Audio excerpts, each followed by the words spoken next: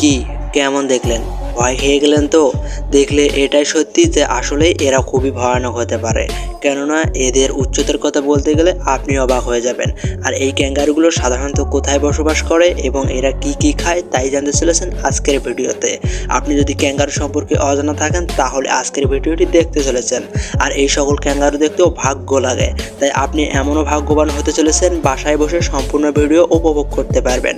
তো চলুন আজকের এই ক্রিয়েচারে ভরা ক্যাঙ্গারু সম্পর্কে জেনে নেওয়া যাক। ক্যাঙ্গারু সম্পর্কে জানতে হলে আপনাকে জানতে হবে এই ক্যাঙ্গারুগুলো কিভাবে এত জোরে জোরে লাফায়, আর এই ক্যাঙ্গারুগুলো দুই পা দিয়ে কিভাবে দাঁড়িয়ে থাকে, আর এই ক্যাঙ্গারুগুলো এতগুলো একসাথে কিভাবে চলে। মজার ব্যাপার হচ্ছে এই ক্যাঙ্গারুগুলো যখন এক স্থান থেকে অন্য স্থানে লাফাতে লাফাতে যায় তখন তাদের দেখতে সুন্দর লাগে।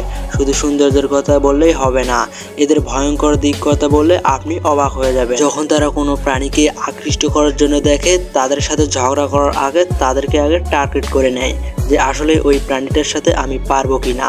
আর যখনই তারা কাজে লাগে তখন তাদের দেখতে মনে হয় মানুষের সাথে কাজে লাগে। আর এরা এমনভাবে দাঁড়িয়ে থাকে যা আপনার কল্পনার বাহিরে। মজার ব্যাপার হচ্ছে ক্যাঙ্গারু হচ্ছে দুই ধরনের, একটি হচ্ছে মহিলা ক্যাঙ্গারু আর একটি হচ্ছে পুরুষ ক্যাঙ্গারু। পুরুষ ক্যাঙ্গারু হচ্ছে কাজে লাগায় আর মহিলা ক্যাঙ্গারু সাধারণত শান্তশিষ্টই পছন্দ করে। আর এই ক্যাঙ্গারুগুলো যখন পুরুষ ক্যাঙ্গারুর সাথে একে অপরকে লড়াই করে তখন তাদের দেখতে অনেকটা মানুষের দখল দেখায়, কেননা এগুলো খুবই ভয়ানক হয়ে থাকে। আর মহিলা ক্যাঙ্গারুর কথা বলতে গেলে তারা সবসময় শান্তশিষ্ট থাকতে পছন্দ করে। আর এরা যখন কোনো একটা জঙ্গলে ঢুকে পড়ে তখন সেই জঙ্গলে কোনো ঘাস অথবা কোনো কিছু শিকার করে থাকে, কেননা তাদের জীবন চালানোর জন্য খুবই দরকার।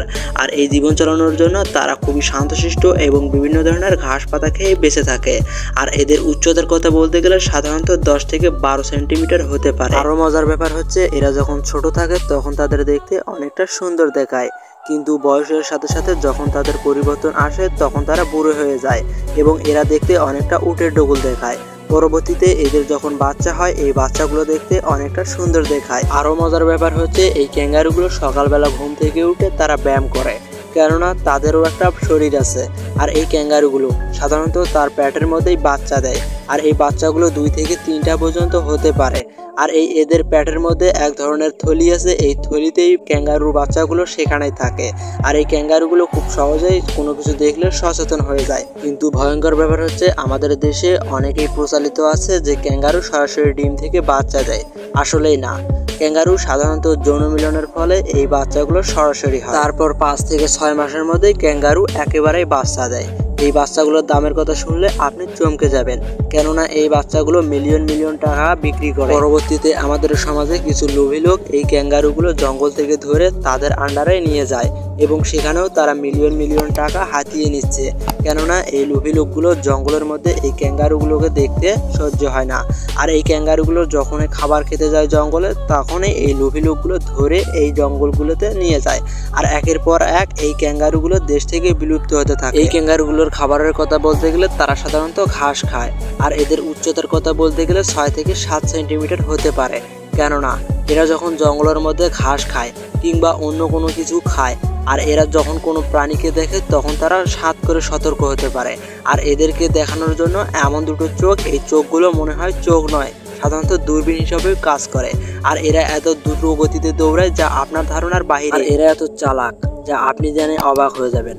যদি কোনো প্রাণীকে এরা দেখে তখন তারা সতর্ক হয়ে যায় এবং তারা দুটো ঠ্যাং আলোক করে দিয়ে দেখতেই থাকে, কেননা এই প্রাণীগুলো যখনই এদের কাছে আসে তখনই তারা দৌড়াতে লাগে।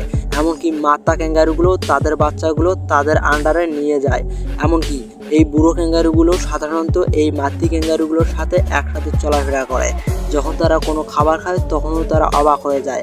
এমনকি এই ক্যাঙ্গারুগুলো যখন সমুদ্রের পানিতে পানি খেতে আসে তখনও তারা সতর্ক থাকে যেখানে কুমির আছে কিনা। আর এই ক্যাঙ্গারুগুলো সাধারণত পানি খায় না, এরা সাধারণত নদীর মধ্যে গোসলও করে।